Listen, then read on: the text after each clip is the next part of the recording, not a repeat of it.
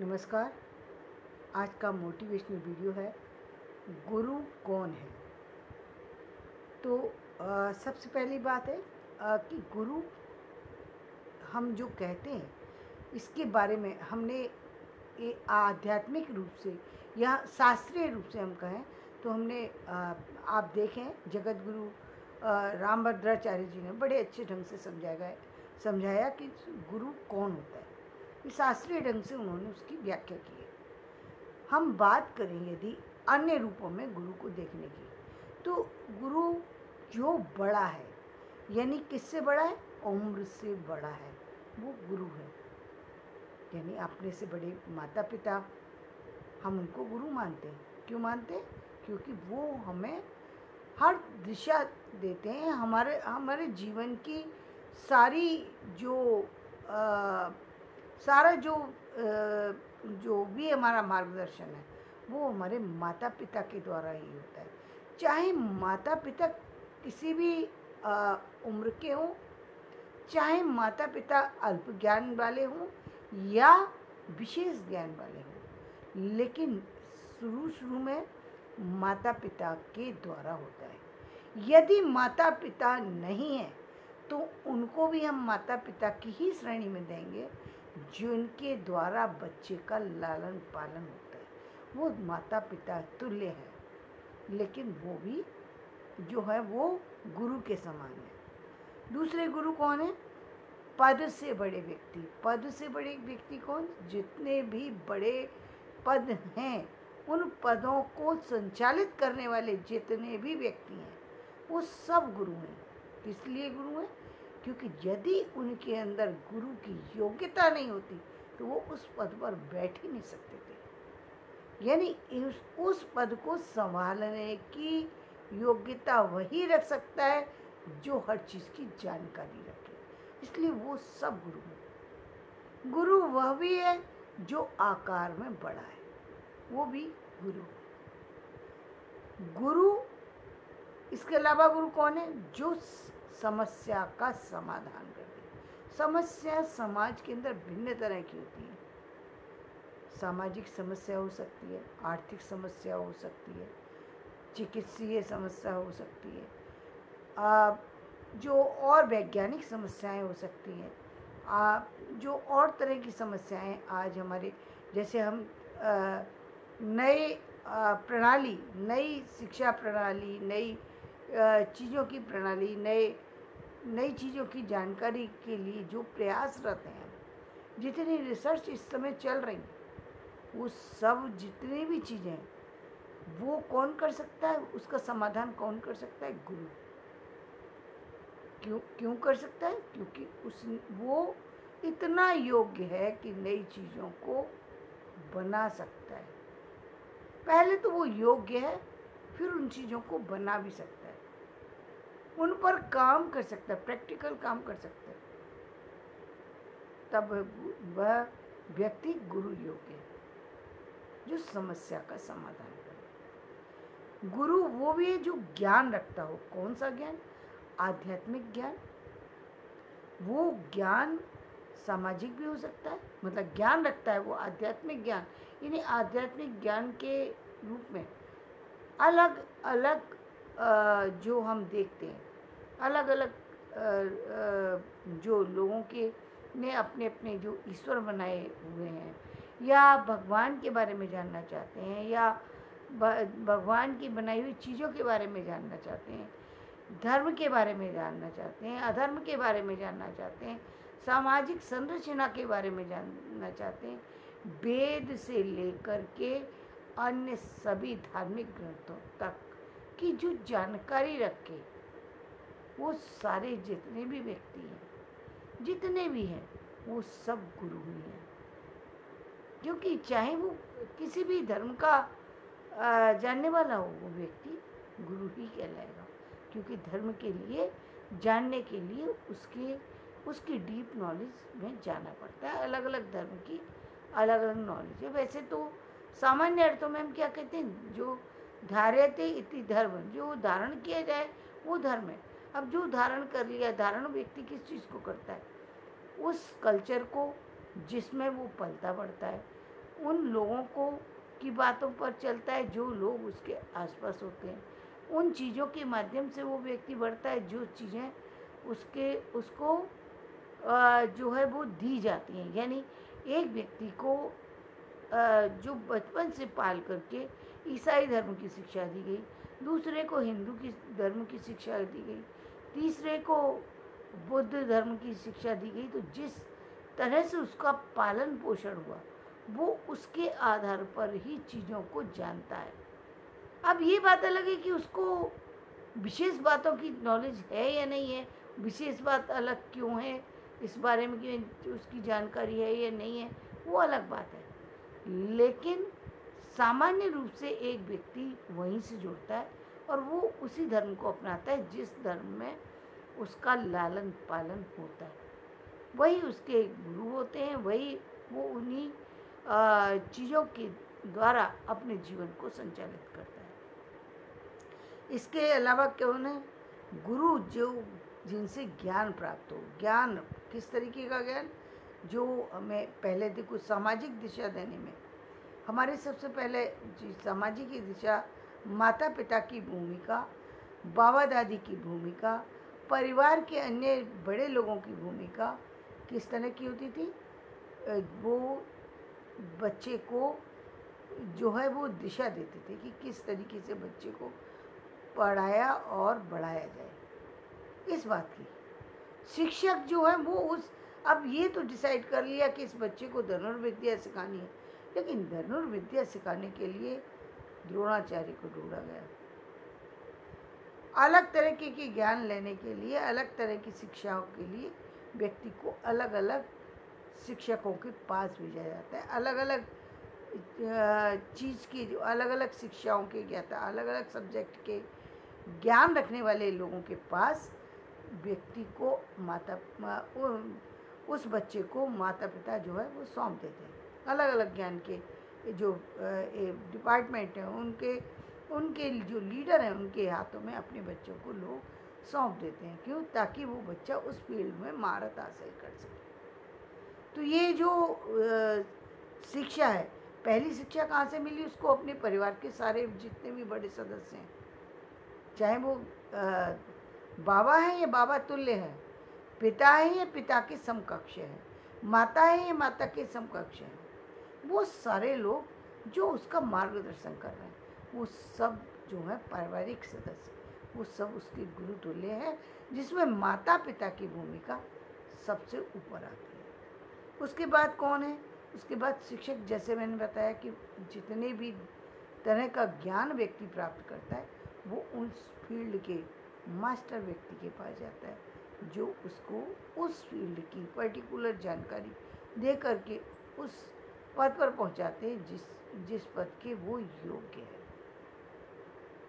क्योंकि जब एक बच्चा किसी भी गुरु के पास चला गया और वो गुरु यदि असाधारण गुरु है, यानी उनकी योग्यता बहुत ज़्यादा है, किसी भी फील्ड में हो सकती है, तो वो निश्चित रूप से उसका भाग्य बदल जाएगा।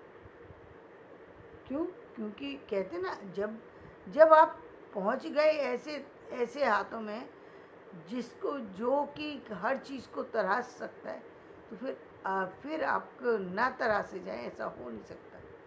इसीलिए हो सकता है माध्यम उसका अलग हो, तरीका अलग हो, लेकिन जब एक व्यक्ति गुरु के सानिध्य में पहुंचता है तो वो ये बात मान के जाता है कि सामने वाला जो है मुझे उससे कुछ सीखना है, और सीखने के लिए व्यक्ति को झुकना ही पड़ता है।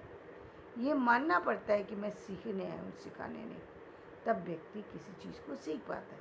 हो सकता है कई बार ऐसा भी देखने में आया कि किसी को कुछ अधिक नॉलेज होती है, वो स्वतः भी हो सकती है, वो हो सकता है कि उसका अपना ज्ञान का अनुभव, शिक्षा के ज्ञान का अनुभव शायद उसके समकक्ष हो गया हो।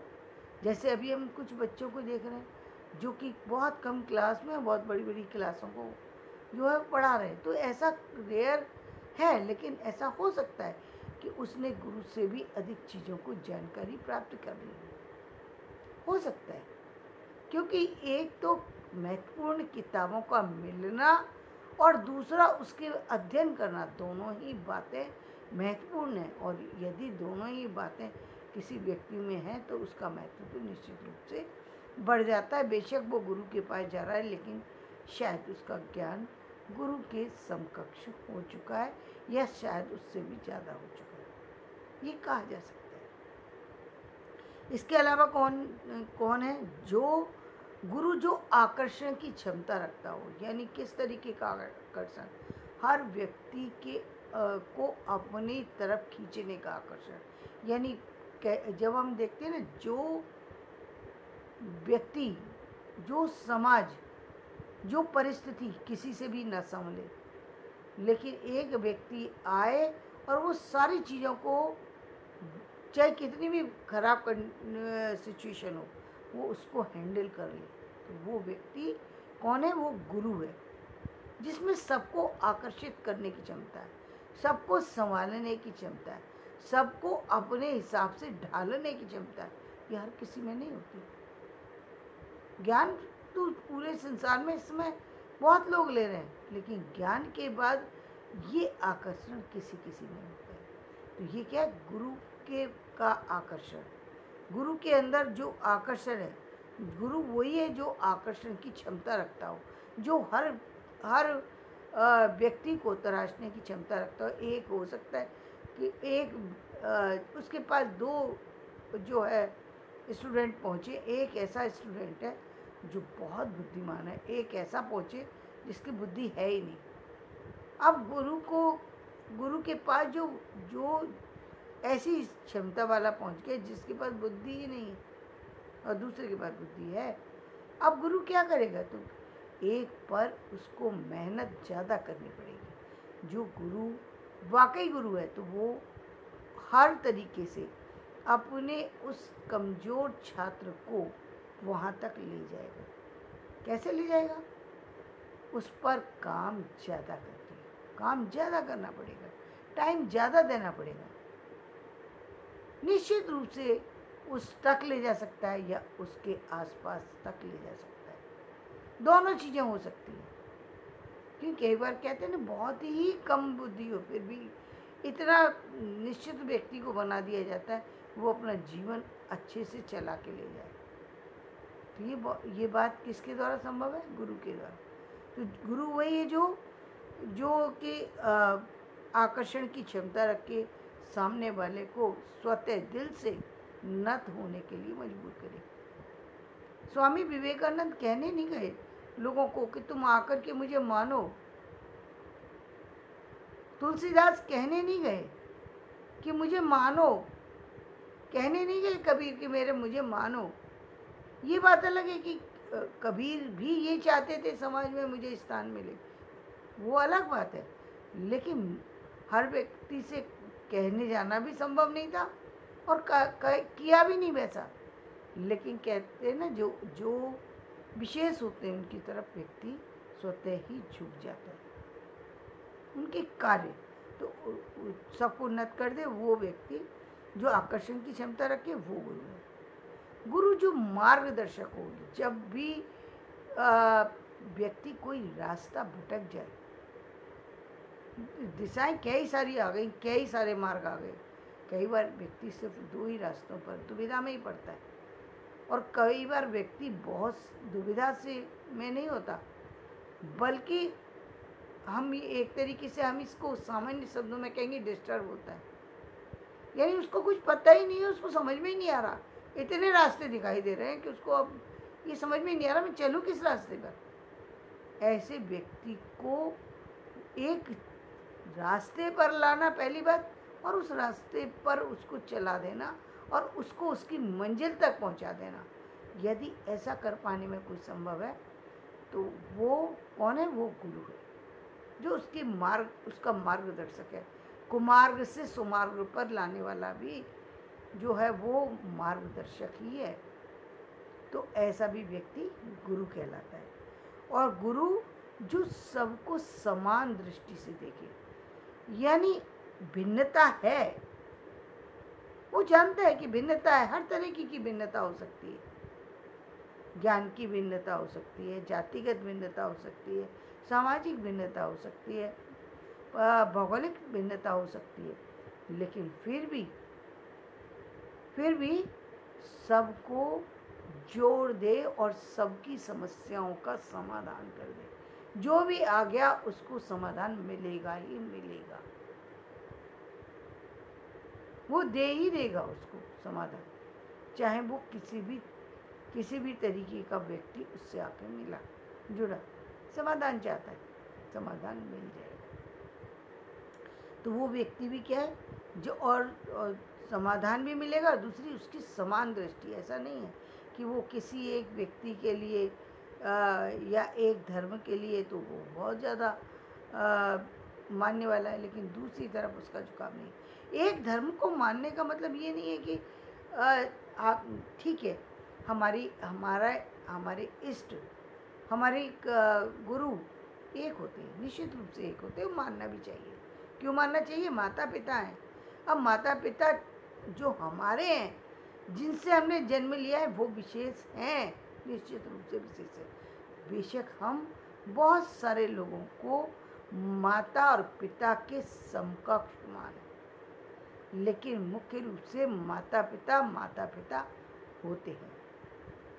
कुछ चीज़ों, अब ये क्या था, ये जन्मजात था, जो माता पिता हैं जिन्होंने जन्म दिया है उनसे जुड़े हुए हैं, लेकिन कुछ चीज़ें जन्म से जुड़ी हुई नहीं होती, वो किसी और कारण से जुड़ी हुई होती है। तब भी व्यक्ति जो है उन चीज़ों पर कार्य करता है, और जो उसकी फिर भी उसकी समान दृष्टि है, यानी वो फिर भी उन चीज़ों में भिन्नता न रखते हुए एकता रखता है। यानी मानते हम हमारे इष्ट जो हैं हम उनको मानते हैं, लेकिन इसका मतलब ये नहीं है कि हम अन्य जो चीज़ें हैं, अन्य जो धर्म बताए गए हैं, अन्य जो ईश्वर बताए गए हैं, उनकी किसी भी तरीके से अवहेलना करते हैं या उनको नहीं मानते।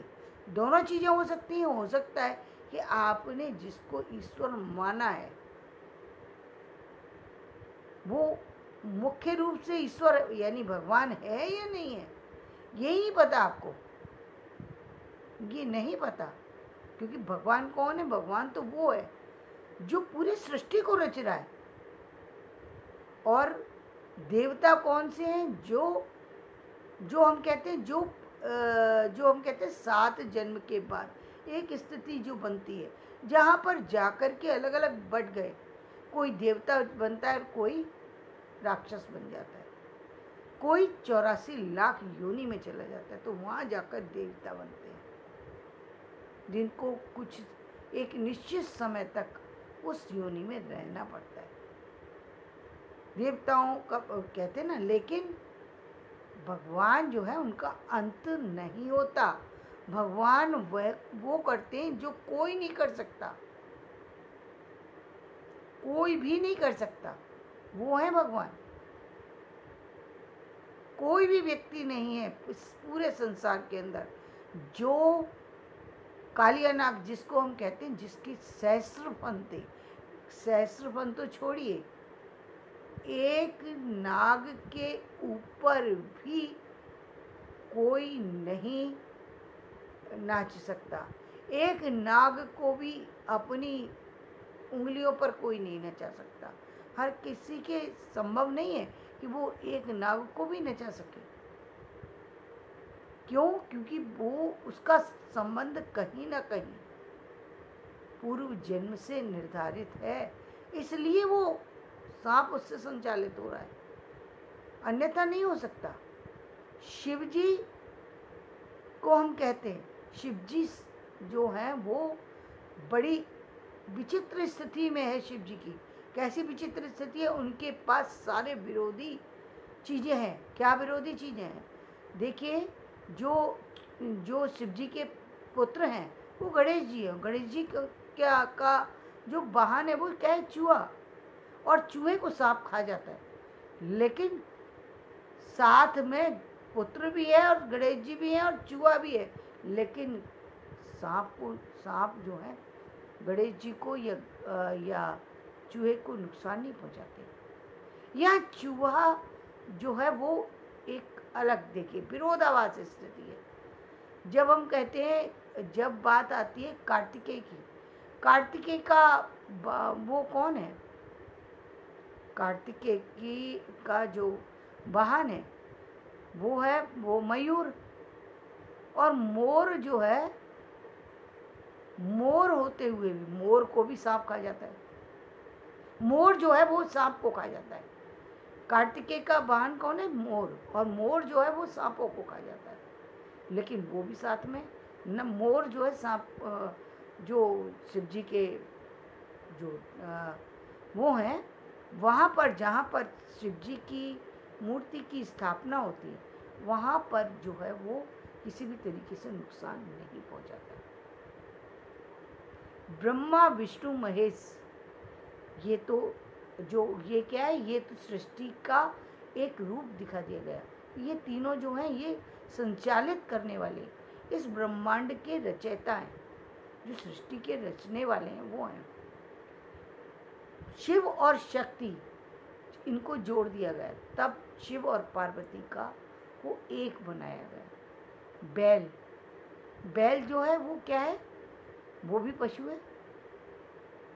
और बाकी जितनी भी चीज़ें हैं शिव के आसपास, वो सारी जो कौन सी चीज़ों को शिव जो है अपने ऊपर जो है वो अपने साथ में लेकर के चल रहे हैं, उनको अपने द्वारा उन पर वो सारी चीज़ें शिव के द्वारा जो है वो कहीं ना कहीं शिव से जो है वो शिव की कहेंगे कि शिव के हाथ में है, शिव की शक्ति में है। वो किसी भी तरीके से जब तक शिव हैं तब तक वो सारी शक्तियाँ किसी को परेशान नहीं कर सकती।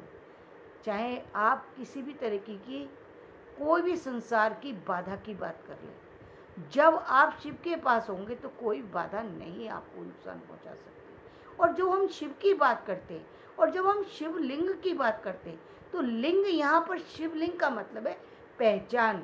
किसी भी व्यक्ति की कोई पहचान होती है, जैसे नाम जो है वो व्यक्ति को एक पहचान, इस संसार में पहचान दिलाता है। जब एक पर्टिकुलर नाम होता है तो हम राम का नाम याद करते ही हम दशरथ पुत्र राम की बात करते हैं, या फिर हम कबीर के जो है वो हम कहते हैं जो राम है, जिनको हम निर्गुण राम के रूप में जानते हैं, उसकी बात करते हैं। तो ये सारी सी जो चीज़ें हैं, ये जितनी चीज़ें हैं वो सारी भिन्न भिन्न हैं, लेकिन इन भिन्नताओं के बावजूद भी सारी चीज़ें एक साथ जब जुड़ जाती हैं तब शिव बनता है, तब शिव बनता है। इसलिए लोग शिव के पास जाते हैं। जब कोई समाधान नहीं कर सकता तो शिव समाधान करते हैं। जब शिव भी समाधान करने में सक्षम नहीं होते तो वो विष्णु के पास चले जाते हैं। विष्णु कौन? जो कि किसके ऊपर सो रहे हैं? जो शेष नाग की सैया पर सो रहे हैं। और यही रूप है कि वो कृष्ण आकर के कालिया दमन की लीला करते हैं।